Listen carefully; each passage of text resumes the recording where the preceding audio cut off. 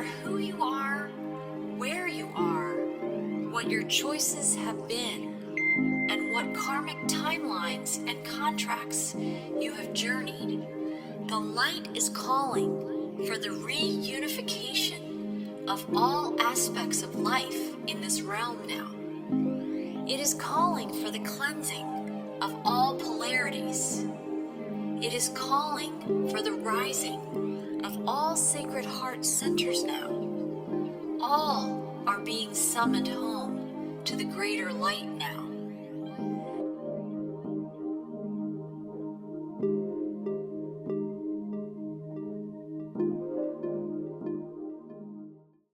Hi, and welcome to Whole Souls Live Well, Live Whole podcast series. I'm Marie Mohler, and I'm an author, intuitive, and a host of these conversations. And I'm here with Dr. Paul Panzica.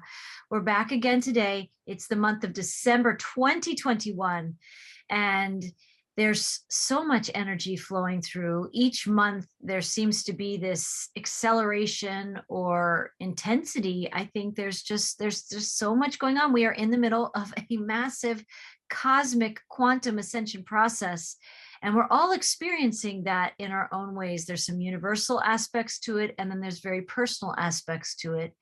And I wanted to first thank you, Paul. Thank you for joining me. And I want to thank our listeners for joining us in these conversations and explorations, because that's what we are right now. We are these explorers. We're if we talk the hero's journey language, which is a little bit of Joseph Campbell's language, we're leaving the ordinary world. We are departing from a third dimensional reality and consciousness that accompanied it. Not everybody is awaking at this point, but many are, and more are waking by the day. So in the hero's journey language, part of what we're waking to is we're waking to even having been living in an ordinary world, a kind of more of the mundane.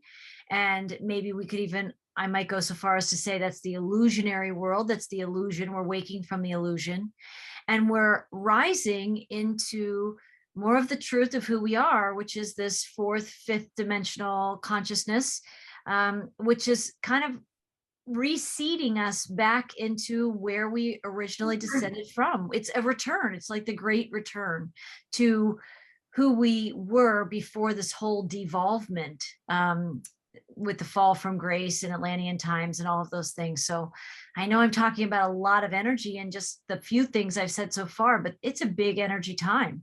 And here we are at the culmination of 2021, and we're in the month of December. And I wanted to see if we could talk today about the energies we're both experiencing, but maybe through the lenses, a little bit of astrology today, because you shed light on that for me and for all of us when you speak to that.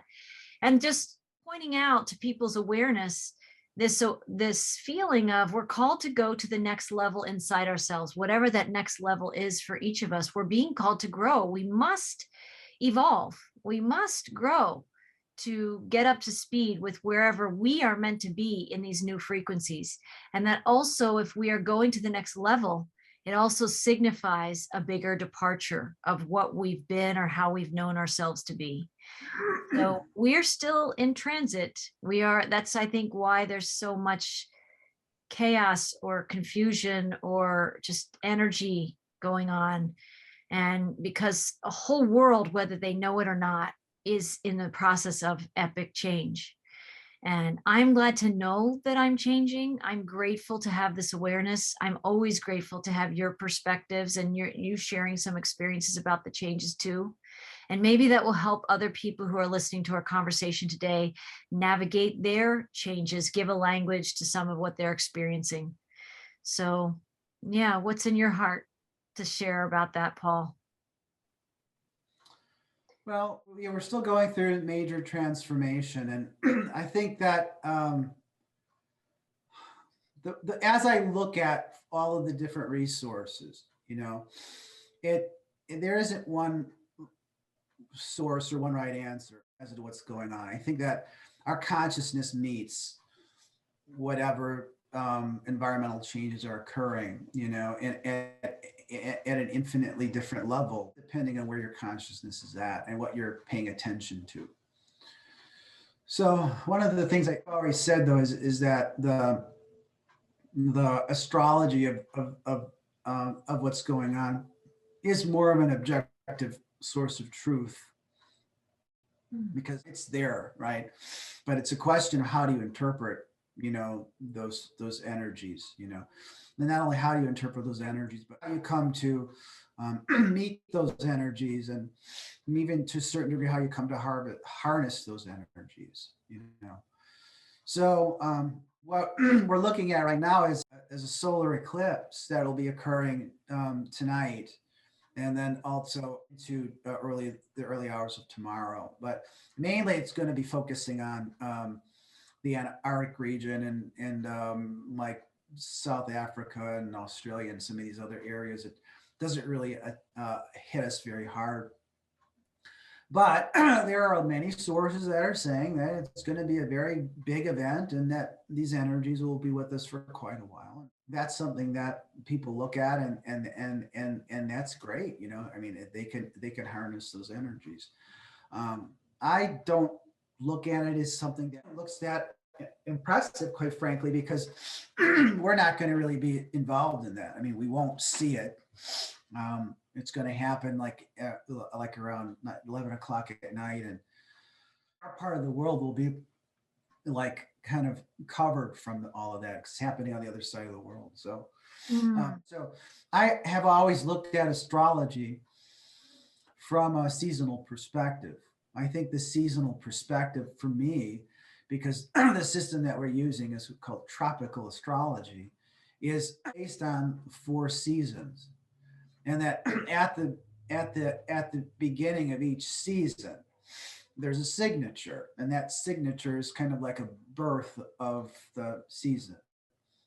And so I'm looking at the alignments on the 21st of December, and to me that's I think where for me where I would look at next. And so we've already been through 2 seasons before. I think something that I saw in the summer solstice, which was the emergence of it's called a grand trine, and also a grand cross. No one mentioned the grand cross because it's an arduous sign, and it was a sign. It was in a fixed position. The cross is in a fixed position.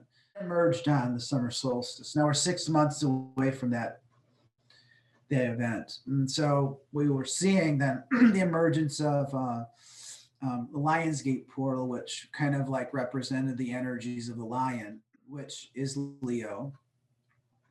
And then we also saw then the energies of the 1111 portal, which were the energies of the scorpion. And that was another major transformation. So we've gotten through the energies of lion, and we've gotten through the energies of the 1111 portal. And quite frankly, they're more like transfigurations, especially the scorpion energy, because the scorpion energy is it's the 8th sign of the zodiac. And that's like the major sign where transformation occurs from like a mundane existence to more spiritual perspective. Oh, wow. And at that time, I think at the time of the equinox of the fall, Venus was in Scorpio. And I can't remember the exact alignments, but that represents heart transformation, Venus in Scorpio. So we're looking at the divine feminine, or at least the human heart being reconfigured into the potential of something greater. And then that energy represents an eagle or a bird or a phoenix, golden eagle, which would be the phoenix. And so that was the energies that we've encountered at this point. Now we're going into the winter, the 21st. And so the energies that we'll be looking at will be, again, transformative.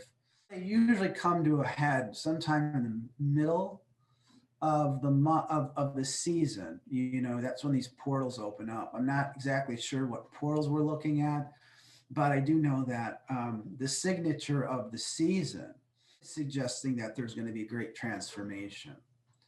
Wow. So, yeah. So now the fixed sign of the zodiac, which is what the cross showed us back in the summer solstice, includes four signs.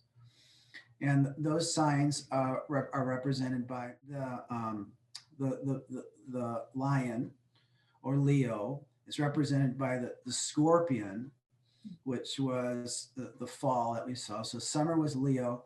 The fall was Scorpion, which was transmuted or transformed into the eagle. Right. And then have the Aquarian energy. The Aquarian energy, which is man. It's a human being. And then your final sign should be in the spring, is represented by the bull. So I saw your video, and I saw your and it's interesting that you do talk about the bull.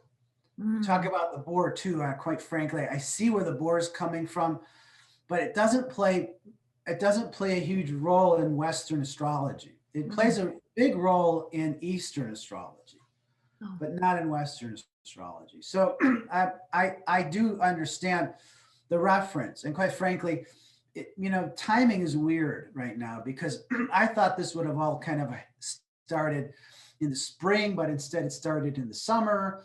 So, I mean, time is just a distortion anyway. And maybe we need to draw all of the animal beings or harbingers of peace into ourselves before we make the final transfiguration or transformation, which would be the human ego or the human soul. But the season is based on Aquarius, is related to the human ego. It's human. It's a human ego. Now, what does Aquarius represent? Right? What is it? It represents the water bearer. It also represents the season, not the season, but the age that we have moved into, which I think all happened, at the end of last year and the beginning of this year. We're moved into it. In fact, quite frankly, I think that we moved into the age of Aquarius in the spring of this year. Officially, we moved into the age of Aquarius of 2021. Yeah, at the equinox, of the spring equinox. That's what I saw it as. The Alpha and the Omega came together, and I think that's where officially it started, at least for me. So now, where are we at and what's going on? And so I mentioned this in a letter that I wrote to you just briefly, how would this play out? And Aquarian energy is represented by Promethean energy. But Promethean energy doesn't seem to be a part of the astrology this year, this season. I mean, it's there. Certainly, there's no doubt about it. It's there. But I'm not looking at it from that perspective right now. Promethean energy. Prometheus is in itself a very, very, very interesting energy. So I'll tell you a little bit about Prometheus. Would you want me to do that? Maybe Please. Talk a little bit about. Please. So there was a time where humanity was kind of like living as just like children, It's kind of like an analogy to the Garden of Eden. But according to this mythology, they were worse off. And so Prometheus was a Titan, and he wanted to help humanity by giving them the gift of forethought, which was represented by the gift of fire. So they were living, in squalor and they were living in like cold and freezing environments. And so along comes Prometheus, and against Zeus's, let's say, consent, he gives humanity the forethought to understand how to use fire. And then fire really is a metaphor for technology that could eventually become weaponized. Wow. In fact, Prometheus was one of the Titans that helped Zeus in the war between the Titans and the gods. So he he was it was not a good thing that he did this. Zeus was really upset.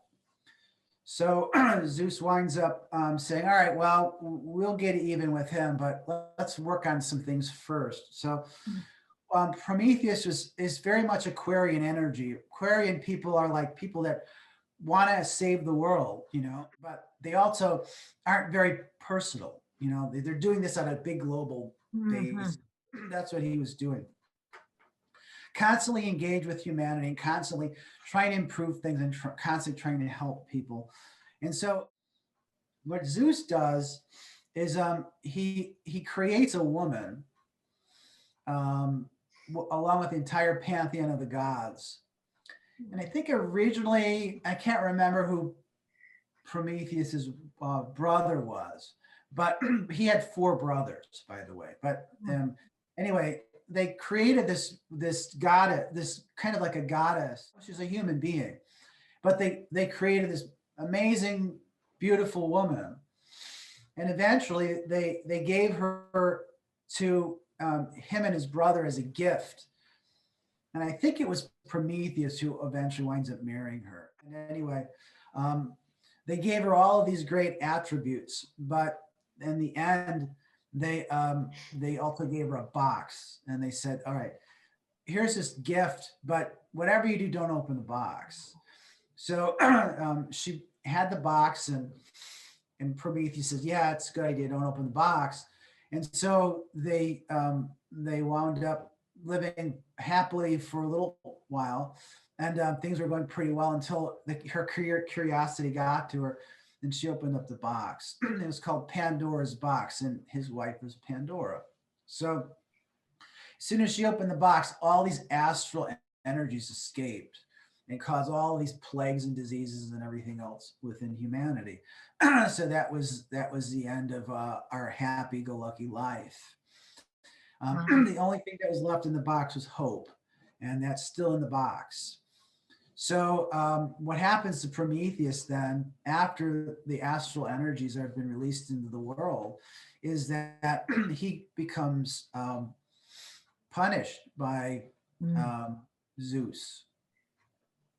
And so what happens is that he's tied to a rock, and then every day the eagles, Zeus has eagles, or an eagle, Zeus's eagle, flies down from Olympus and comes down to Prometheus, who's chained to a rock, and it tears his body apart, and it eats his liver out. And then at night, the eagles withdraw, and then it heals up. Only the next day for the same thing to happen. And so the eagles come back down, they tear his liver apart, and then during the night, it withdraws, right?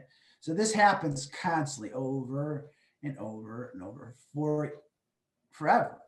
That was his punishment for helping humanity. So it sounds unfair, and actually I think it was Franz Kafka who wrote The Mystery, or some kind of it's like one of the shortest stories he ever wrote about the mystery of Prometheus. And it's just like it doesn't. It's like he says it lost all its meaning over time. It makes no sense anymore. Right? Prometheus winds up just withdrawing so much that he becomes part of the rock. He's ossified in time. That's according to what Kafka says. But it's actually not a meaningless or nonsensical story. It actually has tremendous value. Because it's not only Prometheus's fate, it's every human being's fate. It's the same fate that all human beings suffer. So what is that fate? It has to do with time, and it has to do with cycles of healing and aging. Healing and aging. So how can we describe it? Well, Promethean energy is egotistical energy. It's egotistical energy. It's forethought, and forethought is egotistical energy. Without it, we would lose all battles. But with it, we can figure our way out of anything. Promethean forethought. But it has a tremendous toll upon your physical body. Why do you think we have to go to sleep every single night? What happens if we don't go to sleep every single night? How long do you think you'll last? Not long. Not long. Within a week. Wow. Would you? Yeah. There are actually diseases where people stop or they lose the capacity to sleep. It's called fatal familial insomnia. Wow. Fatal familial insomnia. And what happens is that it's universally fatal. They lose the capacity to fall asleep and they die. All of them die. And what happens is when you look at if you do like an autopsy on them, a post-mortem study on them, you'll see that it looks like mad cow disease, or it looks like what they call a prion disease. Their whole body starts to dissolve. Wow. It just dissolves. So that their nervous system is completely shot, their liver's completely shot, their muscles are completely shot. So it has to do with the fact that your ego has a tremendous toll, takes a tremendous toll on your physical body in just the short period of time that you're consciously aware in it. So it happens every single night is when you go to sleep, your ego withdraws from your physical body. It leaves. So it's not there. And that would make sense, right? Because if you were to look at a human being who's asleep, what would you say about, well, where's their consciousness? It's not in the physical body. It's not there. They're conscious. Right. They're not aware. They're unconscious. One question you can ask is, where did the physical body go? Or not the physical body, but where did the ego go, right? The answer is it's in a different dimensional state. Wow. This happens every single night that you go to sleep. And it travels within the astral realm and within the spiritual realm. It has experiences in those realms. So what happens is the ego withdraws every single night, probably along with some of the astral energies too. And then they call it the etheric or the health body or the vital body is allowed to rebuild all the damage that was caused by egotistical endeavors of the day before. Now, the center of that energy, of that etheric or vital or health energy, is your liver.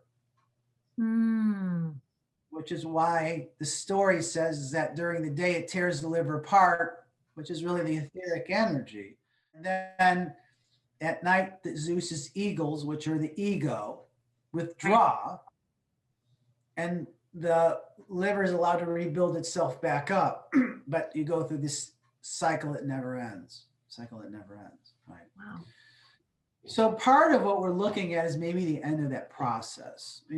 How would that process end?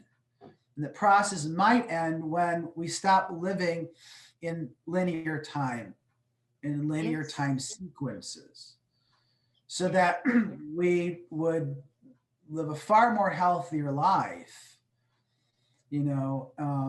with a different kind of like paradigm that would be related to the use of our ego, using our ego wisely and in conjunction with the energies of our body so that it's not so detrimental to it. So that's a possibility. But I don't see that actually as what the astrology of this winter is showing.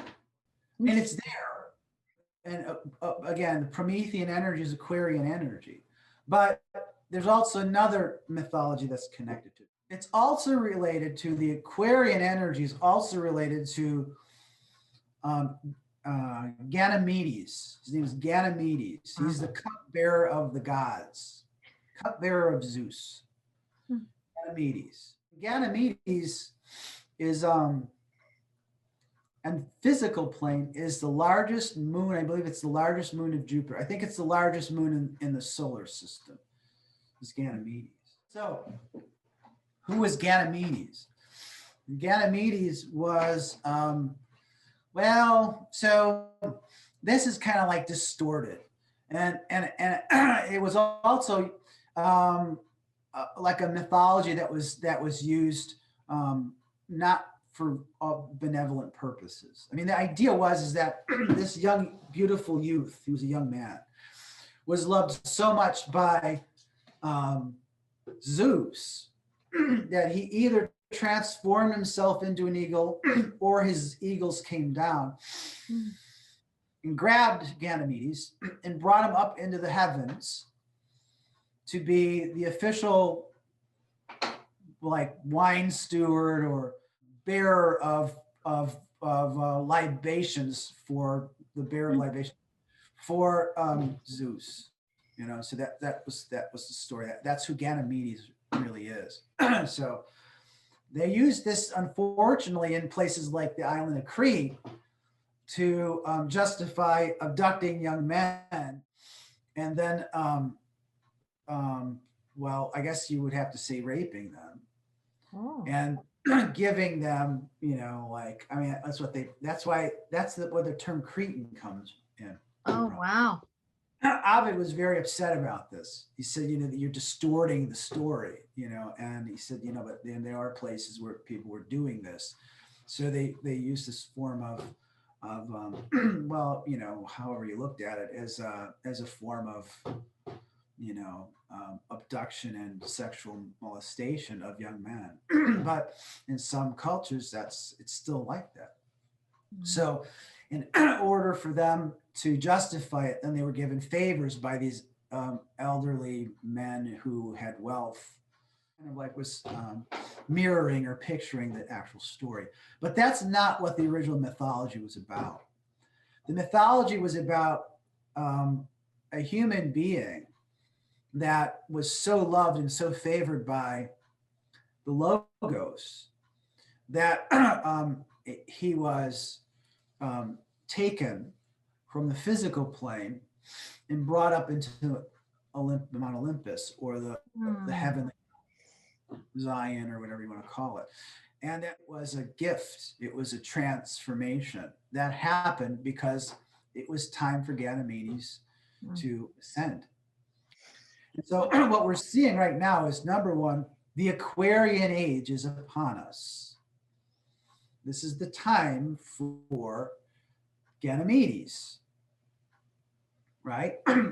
So some of us maybe are like that happy-go-lucky youth who have not let circumstances held them down, that continue to live in faith and in love, and by doing so would be favored by the heavenly realm. And so, and I think that we're kind of at the situation now where, and I've been saying this for a long time, there has to be some form of divine intervention. If there isn't, we're just effed. There's just, there's nothing. No spiritual way to put that. Right? I mean, there's that's a crucifixion. I mean, would that be a crucifixion? Right. Well, right. So, but will the ego come down and grab us and bring us into this ascended realm? It certainly looks like, from the astrology of everything, it's very complex, but there's two major yads in the astrology. Both of them are connected to the moon, and the moon is in Cancer. It's a good place for the moon to be, because Cancer, again, is a very heart-centered, loving energy. So that's where the moon is vulnerable in that position, but the moon is not being afflicted whatsoever in that position. It's in a great position to be there. So we have a yod that's connecting Jupiter, and it's also connecting the sun, the galactic sun, which is in conjunction, which is in Sagittarius. And then we also have Jupiter in Aquarius. And remember that when we say Jupiter, Ganymedes is there. It's the son of Jupiter, right? or it's the child of Jupiter. And that's all pointing toward the moon. And then the moon is also in another yod, which is connecting to the sun. And so this is just a very interesting position, and that this energy is there for us to utilize. But not everyone, I think, is going to be able to harness the energy if they're not aware of what's actually going on. So maybe we'll see some higher level of awareness or ascension occurring, maybe on a larger plane of existence. I don't know. But I think that we're getting to a point now where there's going to be certain souls that are being prepared to ascend, maybe within the next, I don't know, the next few months to the half a year. What's coming after that is a Taurus energy, and that would have something to do with the transfiguration or transformation of the physical body. So maybe in the spring of the coming year of 2022, we may see the physical body start developing more spiritual capabilities. But I think right now we're dealing with consciousness transformation still. Right. That's a big point, what you just said, because somebody else, a friend of mine, just said that today, that we're not just evolving consciousness, we're evolving our bodies to house the consciousness, right? But obviously, maybe it happens simultaneously, but it sounds like, you know, we've been in this process of evolving consciousness for some time. That's a big story, Prometheus. I already thought he paid his debt when they gave him the Pandora's box and unleashed all garbage. Yeah, he was punished. But remember, it was a linear time sequence, which is going to end. And actually, it was Chiron. Chiron's playing a huge part in all of this too. Chiron is Sagittarian energies for the most part. And Chiron was what they call a wounded healer. And Chiron taught all of the great heroes to be heroes. That's so right. Chiron was mortally wounded accidentally by one of his pupils. And Chiron took the place of Prometheus because it wasn't at some point right for a Titan to be punished for eternity. So Chiron took the place of Prometheus. And so Chiron is the wounded healer. And so, Chiron has taken the place of, let's say. And it's still having, like in the story then, would be having the eagles come and see him every day and tear out the liver. Yeah, well, Chiron represents our deepest and darkest wound. It's a wound that won't heal. And Chiron right now is positioned in Aries. It's been there for a while. And because it's in Aries, it's the first sign. It represents where it's at right now, our deepest and darkest wound. So it's in a position to heal during this winter solstice. Right. Yeah. So, but that will carry on. Like, I'm still learning more of the astrological language, and these things don't necessarily happen on a single day, where it may. No. I the way that I've learned to read it, for me, is that it's a seasonal. The whole tropical system is based on seasons. I like seasons. So it's based on seasonal energies. So these energies will be strongest in the next coming 3 months. Wow, that's coming into 2022. Right. Whatever we're going to get out of it, we need to get out of it by, this until we get into the spring. Right. Well, that certainly characterizes a lot of what we're going through in that Chiron energy of like the deepest unhealable wound. I mean, we've been going through it. That's also part of the Grand Trine, Grand Cross energy that you talked about is, on the one hand, it feels like a part of us, there's this dying while we're alive energy. That's some of Wayne Dyer's language. He's talked about that, dying to previous versions of ourselves. And that may also be some of these egoic wounds that carry our greatest illusions too. they're very real, painful, vibrational wounds that we feel.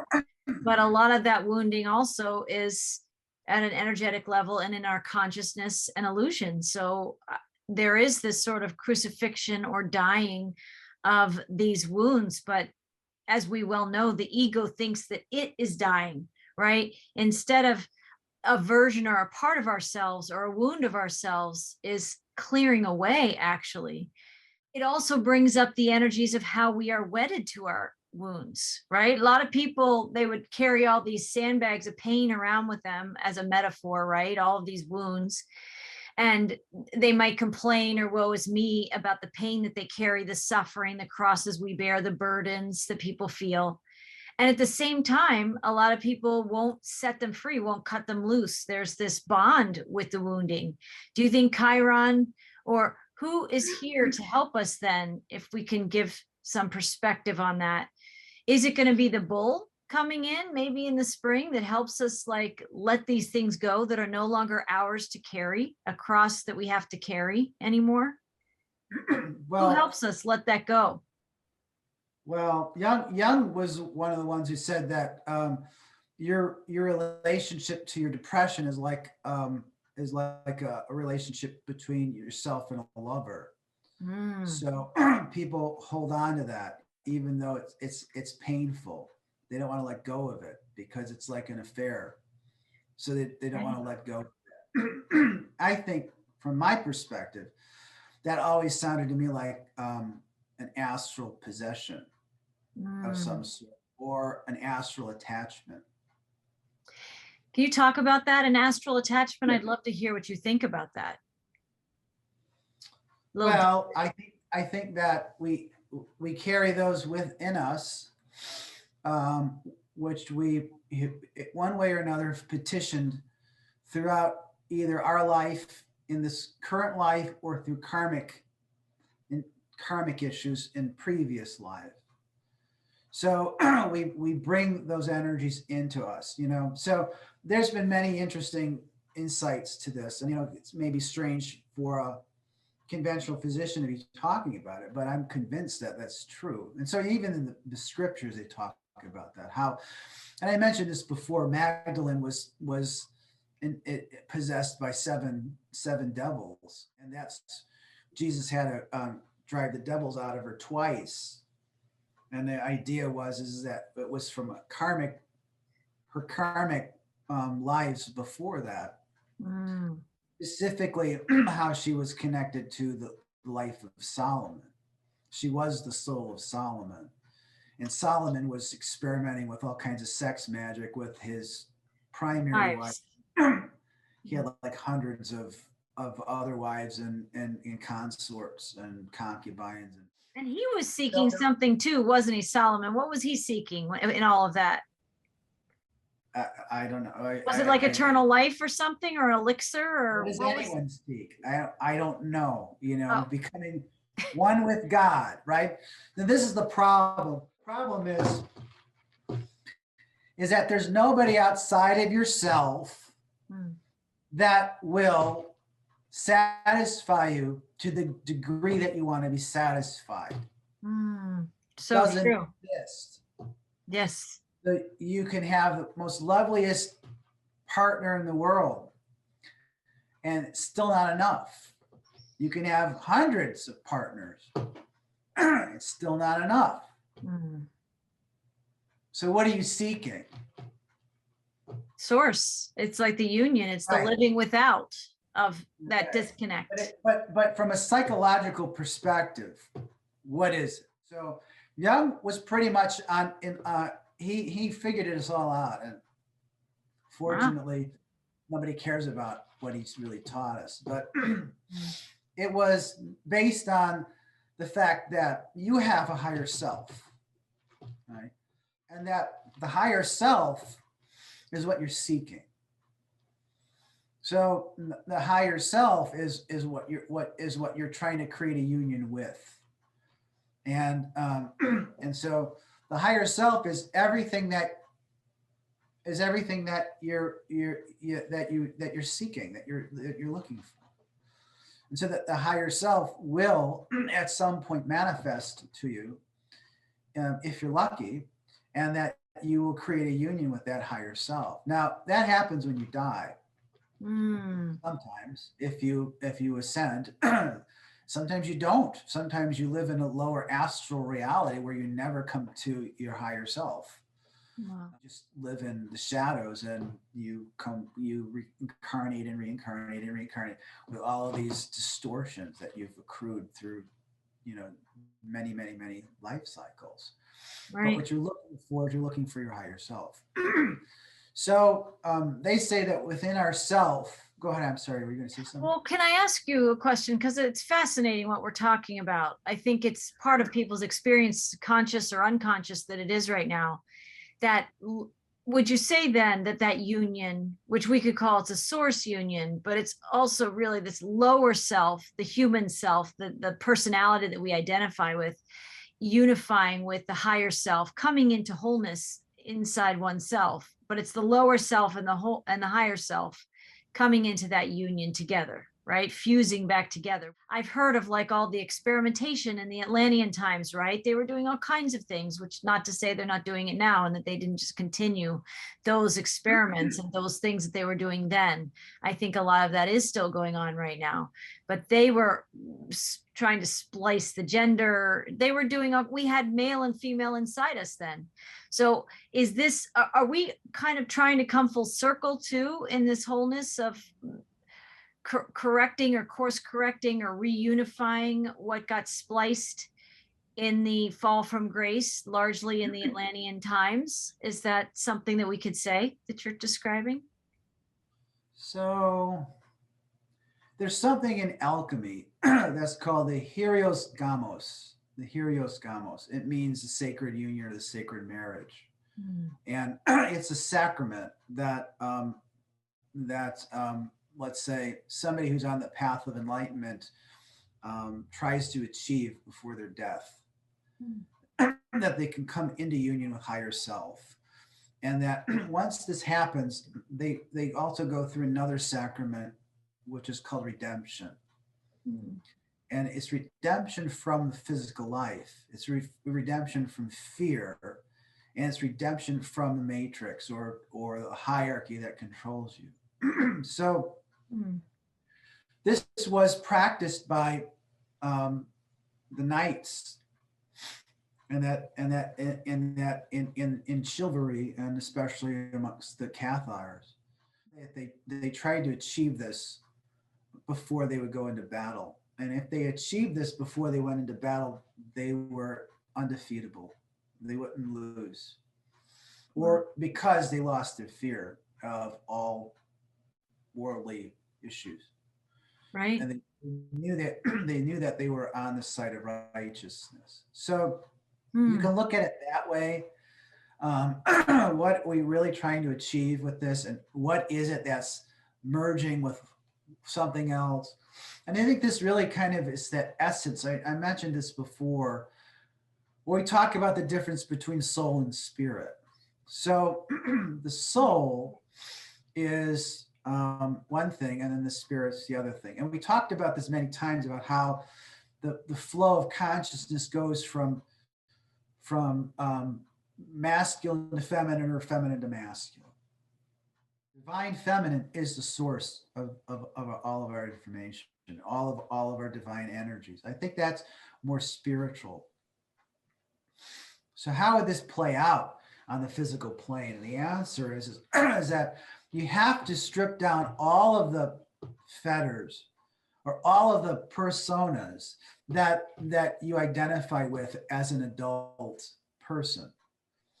Jung talked about this. He said, well, I'll wear these masks, these personas, and you have to take them all off.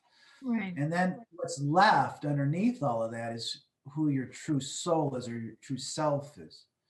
Jesus taught us this. He says that in order to enter into the kingdom of heaven, you have to be as a child.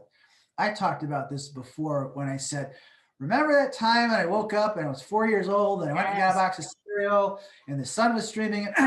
That was me. That was my true self. So So, and so there is an essence of who we are that never changes our consciousness. So that is like our pure soul energy. No, it's a pure soul energy. That's essence.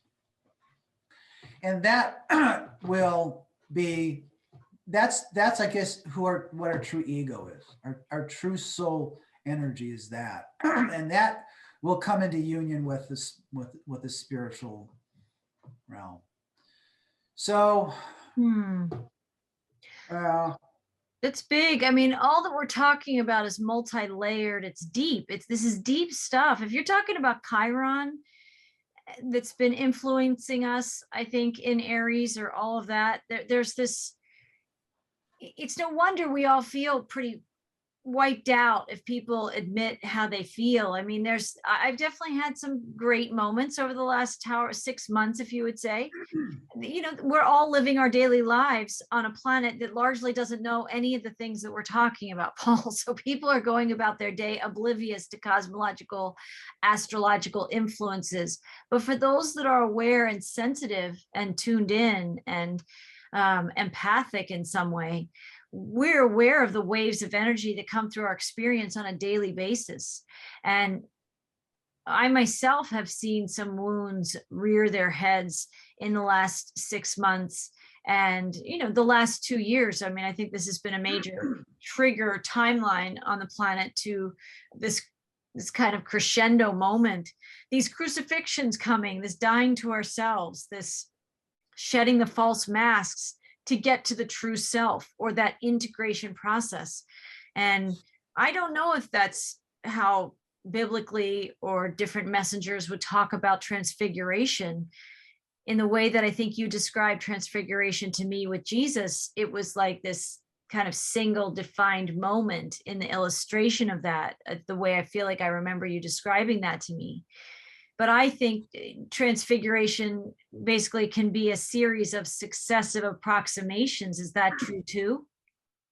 Yeah, well, it's happening in 4 different stages right now. So we're going into the 3rd stage. I mean, not Right. for everybody apparently, but for some people, you know, they say that if what happens when you go through the Helios Gamos is that the sacred union is that that is what's considered the second death, or the death of the ego. It has to occur. It has to occur to a certain degree because the ego was what reigns supreme. You know, remember the ego, this false ego carries all of the programming and, you know, all of the deception and, you know, all of the fear. You know, it's one of the things that Freud said is the ego is the center of anxiety and fear. He was absolutely right about that. So you have to step out of it. Right. It's holding all of that, yes, right, and operating. That's a shadow force. It's not really your true essence, your true self, your true individuality. They say that you have a real name, which is in light and in sound, and it's universal. That's who you really are. And that is your individuated self as a child of God, not as a programmed, cog in a wheel that's trying to keep everyone else down in a lower dimensionality that hierarchy rules. And that is where the shadow elements exist, Mm-hmm. So once you understand, or once you have the experience, and once you merge with the higher self, you realize that there's a power that's greater than everything that exists within the physical realm that has controlled you. And so the supremacy of the doppelganger, or the shadow, or the false ego falls away. It doesn't exist anymore. And you understand that, yeah, it's nice to have Promethean forethought, and which is directly related to ego and all these other things. But and there's maybe some really good light within that too. But what we've been conditioned to accept, doppelganger, lower intelligence, and a false sense of ego as as who as our center of consciousness, and as a central figure in our consciousness. And it is I mentioned this before. I said, where is your center of consciousness? Where does it exist? And if it exists here in your mind, then you're still living in that conditioned ego.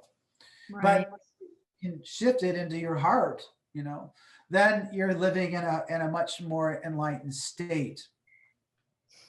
Right. And that's more in a childlike state. And don't get me wrong. I mean, we have to be adults, and we've gone through all of these experiences, and the ego is extremely important for us because it acts to protect us from superstition and from false thinking. Yeah. But on the other hand, it can't block our flow of consciousness from the heart. It serves to validate those experiences completely. So our ego serves us. We don't serve the ego. That's basically the way that it's usually described. Right. That's how we desire it to be, but that's not, in fact, often the case of what we see in humanity at this point. The conditioning of our world draws us into experiences where we answer the calls of the ego until we have these awakening experiences, right? And we go through these gates of expanding our consciousness, and something awakens inside us that values the integration and this coming back into wholeness, where the bright light of that experience is more engaging than all the theater that we just maybe rose out of. Interesting, as we're talking too, coming into my awareness today, is the concept of the Oversoul. And I didn't learn about that word or that consciousness for a long time. I was deep in the journey. I was channeling all kinds of things that picked up on that Oversoul energy, but no one in my channelings, or I wasn't evolved enough for it to have a name.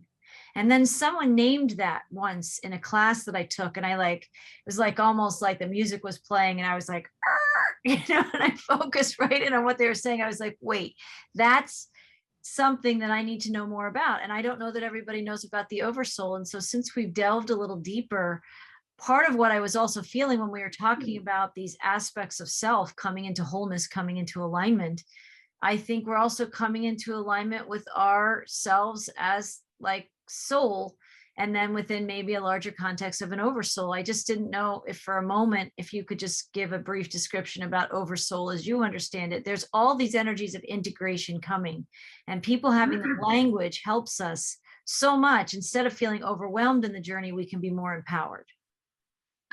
So the Gnostics said that your soul has a soul. Your soul has a soul. And for saying that and believing that, they were as genocide was perpetrated against them. Oh. So that wasn't allowed to last till past about middle 300 AD. Wow. So and that every time that idea emerged that your soul has a soul, then these ideas were destroyed or squashed. That's what the Cathars believed, the Gnostics believed, and the Essenes believed. This idea that there's nested hierarchies.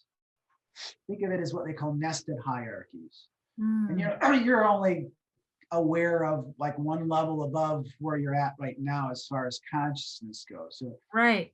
We were aware of fifth density experience, but Rudolf Steiner did a beautiful essay on that, and if you just extrapolate what he was saying, he's saying that all life is interdependent. So he goes from the mineral kingdom, the plant kingdom, to the animal kingdom, to the human kingdom. And above that, what's above that? Gods, angels, archangels, source. But they're constantly feeding us ideas, and they're constantly feeding us, nurturing us, these angelic realms. They're feeding us. And that's where, behind that veil, that's where, you want to call it what you want. I call it my higher self. I call it my spirit. I have seen it. I've experienced it. But it's an oversoul, it's, and there's probably a soul, they say that at that higher self, well, then there's I don't know how many, but let's say dozens of you Right. living in a distortion of linear time that's all connected to the higher self. So, I mean, and then there's probably that is connected to a higher oversoul, which is connected to a higher oversoul. So it's more Layers like, and layers. right, probably related to something along the lines of what Dante Alighieri saw when he wrote this all out in the Divine Comedy, right? He was looking at the astral realm, but he was actually also seeing how the energies emanate from, let's say, the galactic center of the universe. He saw these as archangels and as angels and the Godhead. He saw all these things. And if you actually look at how he drew out, the angels were drawn out, well, it looks just like the galaxy. So, at some point, we're all connected to an oversoul, which is Gaia. And we're all children of that energy. So you connect to it all the time, Marie. You always say, this is Lemuria and Mother Mary, and you're connecting to those energies of the earth, right? So that's definitely an oversoul that we're all connected to if we choose to be a part of that. Yeah, we're all connected to that because we're all children of the earth. So that's a big part of who we are, right? But I would say that there's a separation which occurred after the fall, so to speak, where we're no longer connected to our higher self is behind the veil. And so, it just depends. If you don't want to meet your higher self, you're never going to meet it. But there was a book, and it was called The Bridge Over the River. It's one of my favorite books, The Bridge Over the River. I highly recommend people read it. So it was about a World War I soldier. I think he was a young officer. And he was serving in, I think, the Austrian army, but I don't know, he was wounded, I think, in Poland or something like that. And he died of his battle wounds about like a month or two after he received them. It was very common for that to happen from infections and stuff like that. So he had a chest wound and he died. And he was a very promising artist. He was a musician. And I had mentioned this before, that music is spiritual energy that we carry within us and that we're cognizant of in sequential lives. Personally feel that this young man is living amongst us right now and because he said some things in the book that was quite mind-blowing. But what he talked about, what happened is that he had this experience. He died, but he kept connecting to his sister. His name, I think, was Sigurd. And his sister was receiving communications from beyond the veil. And it was a very interesting exchange for a while, and how he communicated to her and how he encouraged her to have positive thoughts and loving thoughts, and that he was fine, and he was going on in the higher realms to work on new music that humanity has never heard before, but that the essence of what you got from what he's talked about is that they're creating it then. This was like 100 years ago, so that eventually would come to this earth. Wow. Every once in a while, there's an artist that shows up, and when you think you've heard all the music possible, somebody just out of the blue starts playing something that no one's ever heard before, and totally different, and it connects at a completely different level. So he could have been a number of people. I'm not going to say who I think he is, but he's probably someone that I care for quite a bit.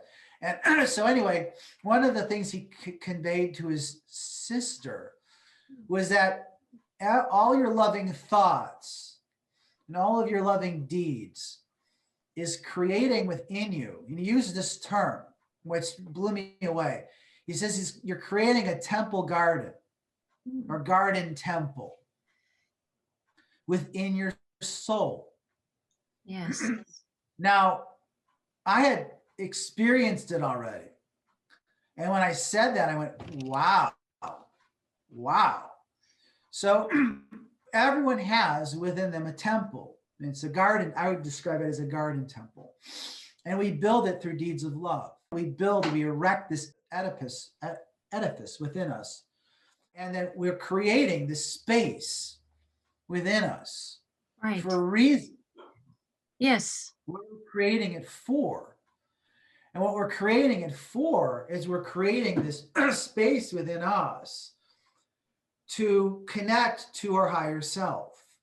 Yes. We're creating this space specifically within us so that we can come into union with that part of us that's behind the veil still. This is where the sacred union will occur within this temple garden. That's exactly where it'll occur. And it'll occur whenever the time is right. But we have to create it. Now, everyone has that within themselves. But many people don't tend to the garden. Many people don't even think about it. So what happens is it grows dark and it becomes a frightening place, and it becomes like an old graveyard that nobody's taking care of anymore. So what invariably comes into that is astral energies that are not necessarily benevolent. Right. So that's where possession occurs. It occurs within that space. You're actually designed to be possessed. Understand in this that. Matrix, in this lower matrix. No, you're designed to be possessed, period. Yes. That's interesting. I've not heard that before. Well, let me rephrase it a little bit different. You're designed to harbor a higher energy. Yes. You can call a spirit that comes into that space. We wouldn't say possession per se, but you're still serving that energy. Yes.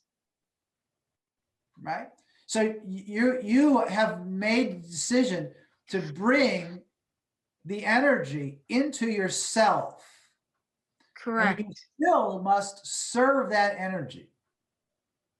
But if we wake up to the power of choice, which so many people are asleep to, we can choose what energy we're hosting, or I've used the language, we're choosing the vibration we're inhabiting.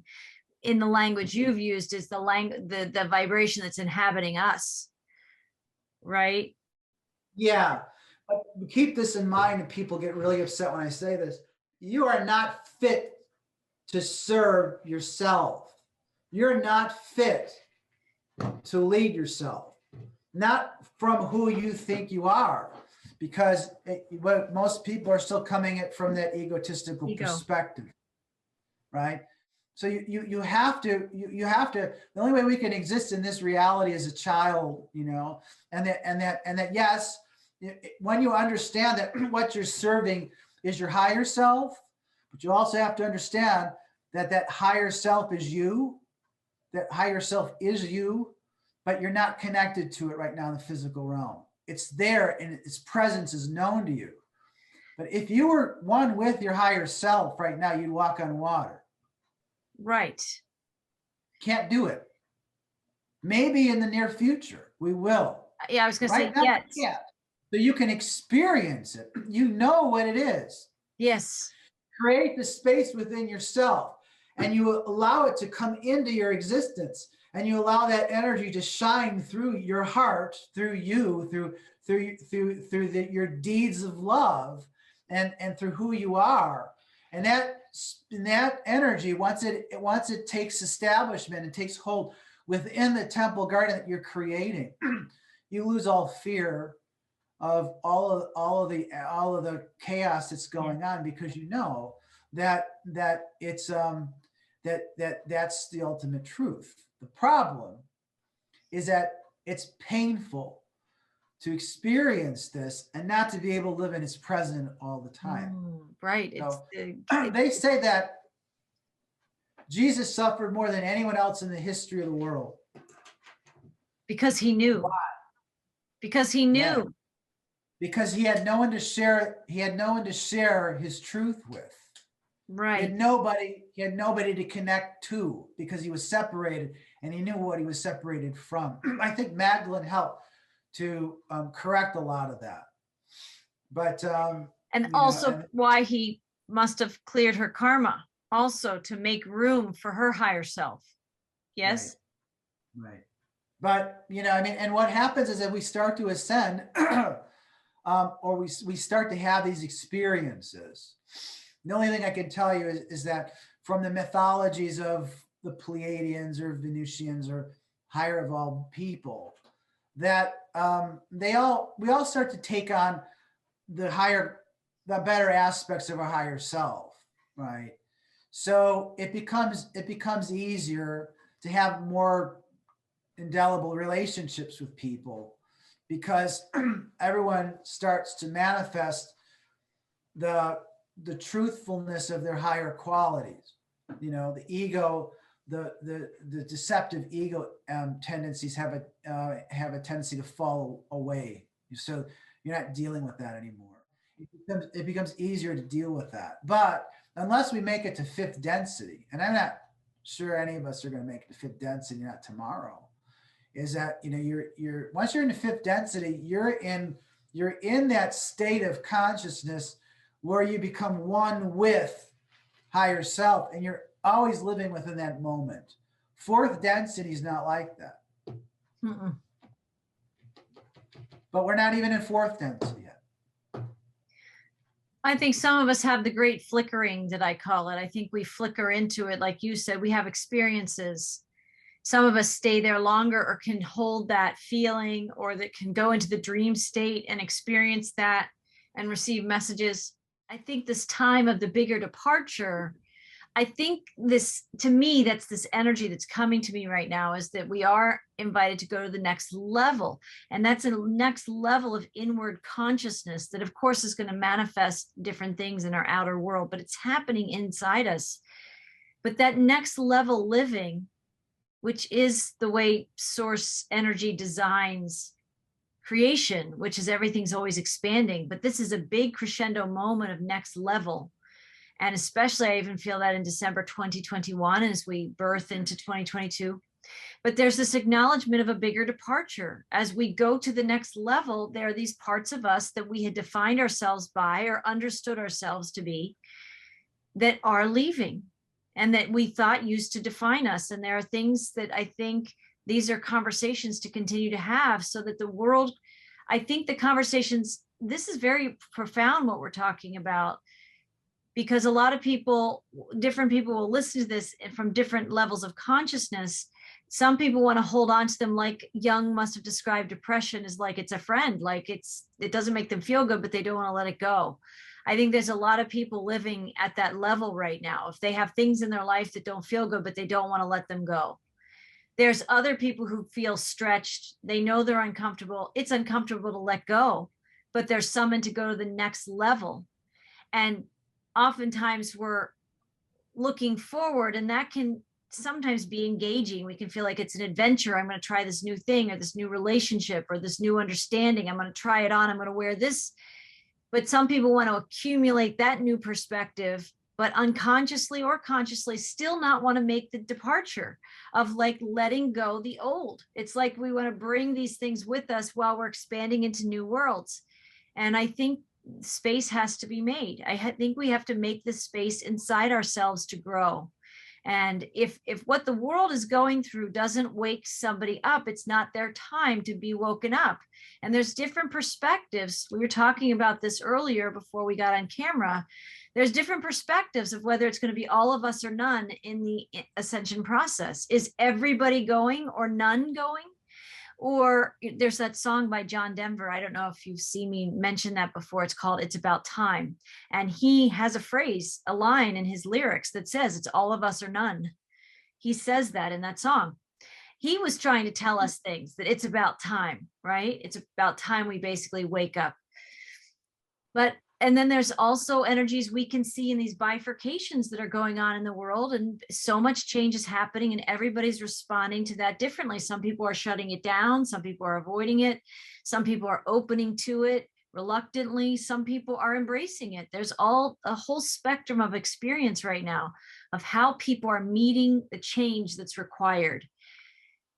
And I think that's really powerful. That energy to me that keeps coming through is because I think it's part of my own experience. I don't think I had been as aware of the bigger departure. It's like that feeling of those of us that are like, it's like there's this beautiful light we're going to inside ourselves, right? But we're also at times feeling more like the outliers, or the ones who don't fit in, or the ones who are seeing something that's very different than other people. Like you said, Jesus suffered in his own way because he knew so much, and yet he couldn't convey it or bring it to everybody's experience the way he was experienced. He tried. He gave us clues, and he gave us stories, and he gave us teachings, and he modeled it for us. But only we can go the distance to have that.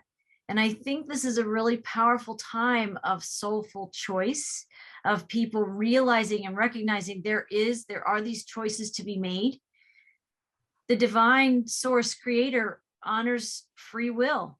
And at the same time, it's like there's a requirement to be in this new earth that is emerging. The awakening and the emergence of the new earth are happening with or without our participation, our alignment. And I think that's this feeling of we have this time to get up to speed, to go the distance inside ourselves, to re-meet ourselves and let go the aspects that no longer serve or that can't vibrationally meet the requirements of where we're going. And I think that is the bigger departure. We're not just releasing relationships and connections and things that don't serve us.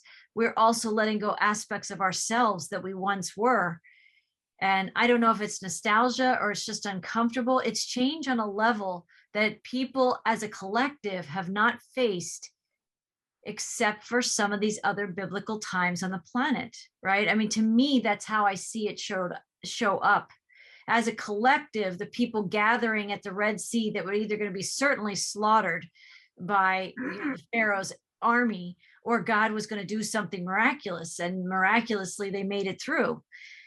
But they were facing parts of themselves in those last moments, right? There was a big biblical moment for a whole lot of people, all in one experience.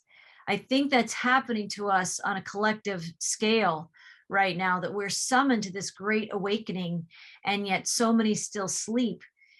And I think in this next level of living this higher spirituality, connecting with our higher selves, we have to trust the God force, the God source in all the people around us, our families included, and listen for what we have to do. And some will choose to not awaken. I think that is people's prerogative right now. I think people have that free will choice to say, I'm not doing it. I'm not ready. I don't want to go. I don't want to leave this experience. I want to stay at this level of consciousness and have more experience more experiences in a 3D world. And some people are saying, I have to go. And there's this chasm that is closing in the bigger departure, between the bigger departure and the next level, really accepting at soul level that it's not with judgment that you let somebody have their experience, like, oh, they're making a big mistake. That's different than allowing this bigger departure with grace, letting other people have their experience and letting you have your own. Even if it's not right with anybody else, but it's right with you. It's a powerful energy that I think I've been tapping into, and I'm still struggling to find the words. But when you give the perspective of these cast of characters that you can describe so well, that have been illustrated in the works of Jung and Rudolf Steiner, and also we've got Jesus, and we've got lots of characters who were real beings and struggled in their day too. And then you have these beings like Prometheus that teach us as well.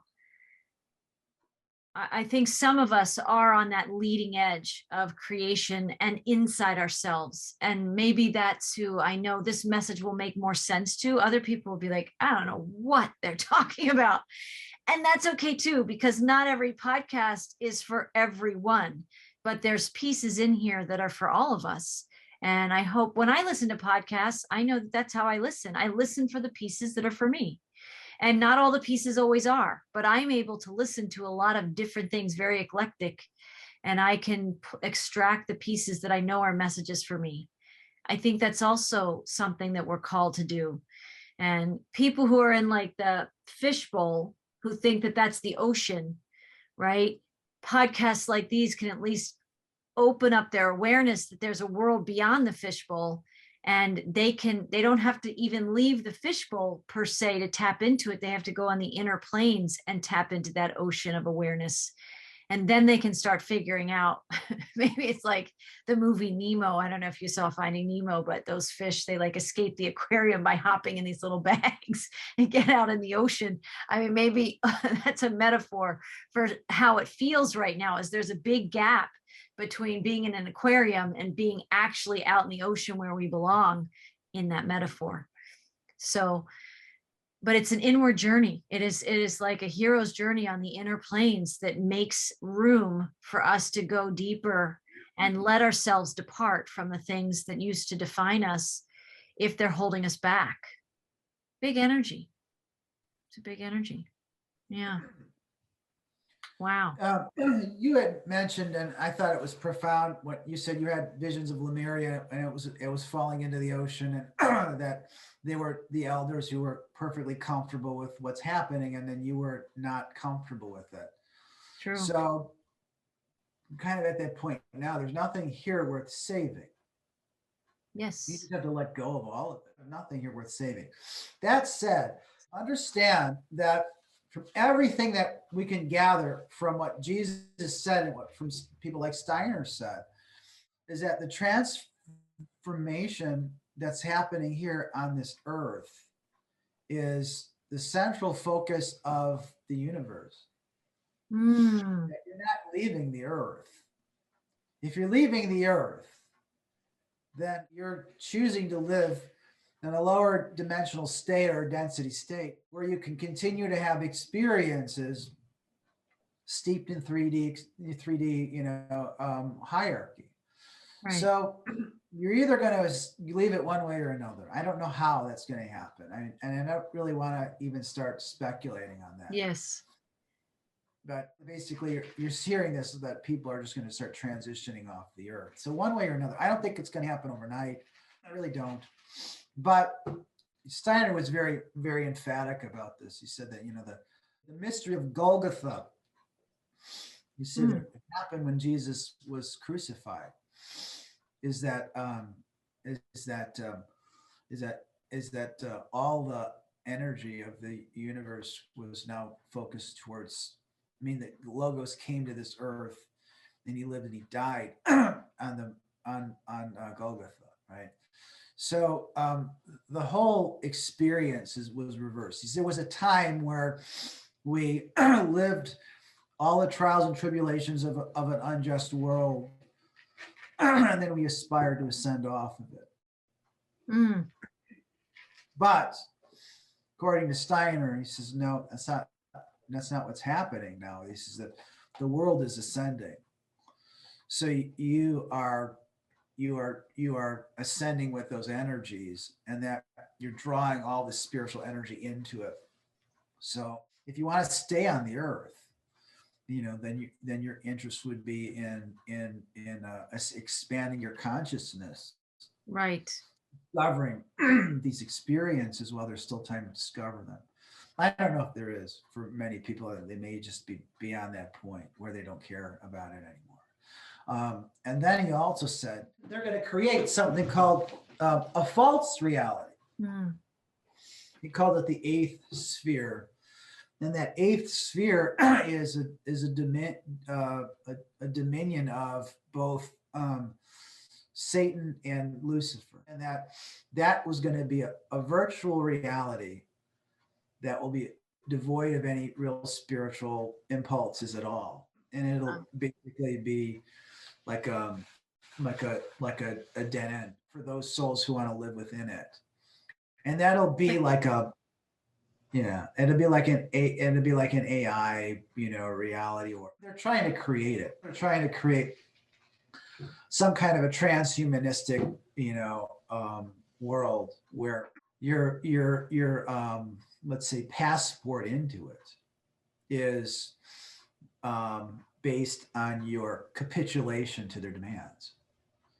So they're trying to sell that to you as you having greater and greater security through their demands by you're having a more convenient life. Don't worry, you don't have to cook anymore. You don't have to work anymore.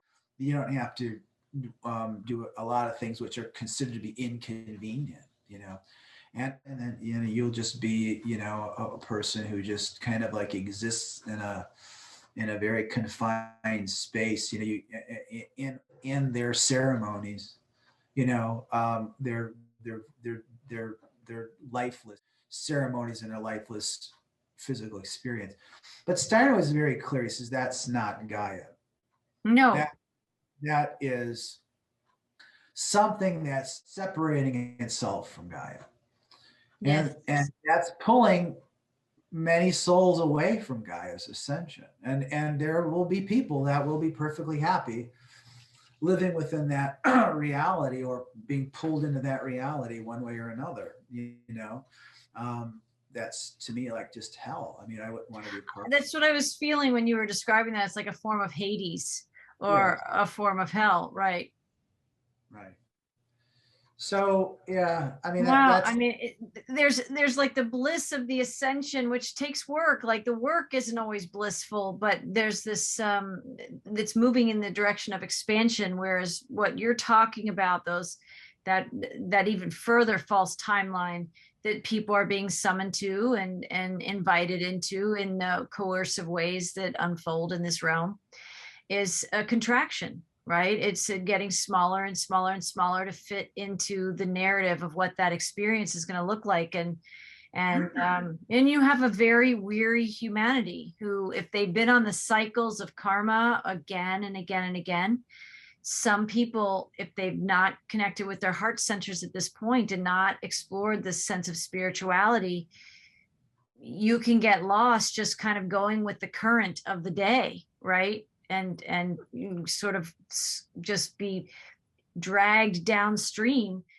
by a lack of choice, even a lack of knowing your power and a lack of making choices. If you just follow the current, it will take you where it's going.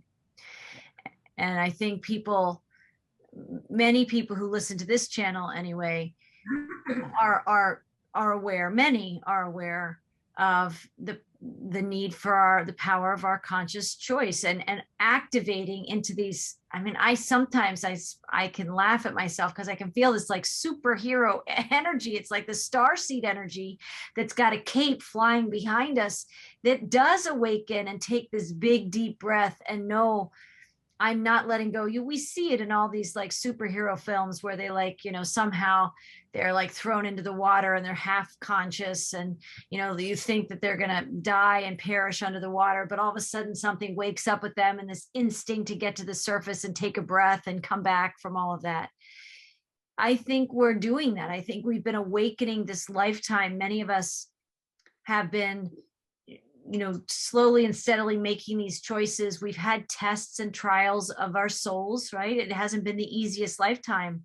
And I think there are many of us who are making these choices and being messengers of the power of our choices to create our way, even just a powerful intention of, I am willing to unify with source. I am willing to unify with my higher self. That can bridge the gap in many ways inside us if we just are willing to have the intention. It's the souls that don't know any of this, that are going along with the current of the narratives in this world, that are kind of being scooped up in a very big fishnet, collecting humanity who doesn't know enough. They're not evolved enough to really see what's happening. That is challenging for people. And that's that bigger departure of like, you're a messenger, you blog and have videos about this, right? You write articles, you share with your patients. I share on my channel the way I can share. And more and more and more, I think we have to be these beacons who are just pulsing the things that we're learning and growing through. And some people here that are like, oh yeah, like they resonate with that. They want to know more. They want to connect in with it. And some people are like, I don't understand at all what they're talking about. And I think we have to also trust that, right? There's a bigger power at work in this creation. We do have to remember that God ultimately wins, however long this storyline goes, right? It's been going on for centuries. We know we're at the beginning of a new cycle. Maybe there is going to be this act of God moment that truly turns everybody to God. And I'm a believer that we may see that. I believe that we're going to see this biblical events, and with an S, not just a singular event, but biblical events that are like Red Sea moments, are like the Noah's Ark moments. And that's just the sense I get from what I've been shown and what I see and the energies I receive in the transmissions. But, it remains to be seen. So there's this collective journey, there's this collective connection with creation and source, and then there's a very personal journey. I think we can reduce the amount of trauma to our soul, like those beings that I did describe in a previous podcast. And I'll just reference that briefly, that when Lemuria was going down, I have soul memory. It's my last memory of Lemuria, because it was my last breaths in Lemuria, when it was thinking in the final cataclysms that took it down, that the elders that were my peers, they were all my friends. I was in that grouping. The sense, I don't know if this is 100% true, but this is what I can see, is that the ones I was in the water with, because the whole continent went down and there's fire burning and there's, it's pretty cataclysmic, chaotic. But I was surrounded by these beings that had evolved past where I had grown, and they were at peace with the release of Lemuria. They were at peace with what was happening. They were completely neutral, and they were ascending, and I could see in their faces what I didn't have. And I think that's part of what I'm here to bring, is that I have that awareness. I knew in that experience that I was not going to miss out the next time. And I think I've journeyed long and hard and far, and I have that soul weariness too, like a lot of people have. But I also am wired to see the things that we're moving into. And I do think there are these biblical moments, and I do think there are these acts of God or source that can't be explained by anything else than by a grand creator that can touch all of our lives in a single moment and have us know it. I believe there's going to be events like that. I think they're already happening. Some people are missing that, but I think there are events like right outside the Red Sea moment. Was it Jews? Was it, who were they that Moses was leading? Was it Jews? Yeah. It's the Jews, right? They didn't know that that's what was going to happen. They just felt the Pharaoh's army coming. They felt like Moses was liberating them from all this slavery that had been pretty horrible anyway. But they didn't know. But then all of them knew that in the rush of that moment, there was this parting of the sea. They get through, and all the soldiers are drowned, and the Pharaoh ends in a single moment, like in a single moment and a single day. Only stuff like that can happen with God's, directives as the conductor of that experience. And I think that we're also summoned to find that place of strength inside ourselves, that there is a bigger conductor. We are not just going along with the current. Creation has a story, and God's already a victor of that story. It's God's creation. So there's a part of me that can feel that future pull, and I see into those timelines that are coming. How it's all going to manifest for a whole giant collective of 7.5 billion people on one planet, when the serpent has had its way for a long time, or it appears. And then you have source. So, we are in an epic unfoldment right now. And I at least find it exciting, as we have a front row seat. And there's more souls than there are physical bodies on the planet to house people who want to be here for this experience. And Dr. Christiane Northrup just said that recently in a podcast. It's something I have known and heard before as well. So when we feel weary or exhausted or tired or whatever that might be, we're also invited to remember that we came for these times. We're the boots on the ground in these times. And there's a whole lot of souls who wish they could be here in our place at this moment. And sometimes that reinvigorates me, as I know it's a gift to be here. And it helps to have that reminder. Sometimes it's hard to have that reminder, but I appreciate the full picture perspective. It's hard, and it's a gift. We can hold both of those things sometimes in a single moment, in a single thought. And I think December is still a very big month. And so much has happened. If we all look at our lives 2, 4, 6 years ago, even though you and I were knowing that the earth was changing and all this was happening, we can see a quantum acceleration. There is an experience, these events that both sides of creation are guiding us towards. And there's kind of like a finale here, right? As we enter this new age and officially leave the old one, and we journey in our consciousness, how we're navigating that. These are big times. These are big times. And I'm grateful to people who will have these conversations, because there's a whole lot of creators on the planet right now. And there's a whole lot of spirit guides and helpers and lots of other influences too. So it's like we're living in a profound theater, but we're leaving what is the theater part of it, the fake part. And as you say, that we're going to remain, those of us that are going to truly ascend are going to stay on this planet, but evolve it into a Garden of Eden, right? A garden temple inside ourselves that's reflected outside of ourselves. You have to be willing to do the work, whatever that work is. And so I so appreciate you for joining me in these conversations, Paul, because we give language to some of what people are experiencing. Even if they don't get all that we say, they are touched, and it helps people giving language to what's almost unlanguageable. It's so massive, we almost lack a language for it sometimes, but we bring pieces to it, and it helps illuminate it a little bit.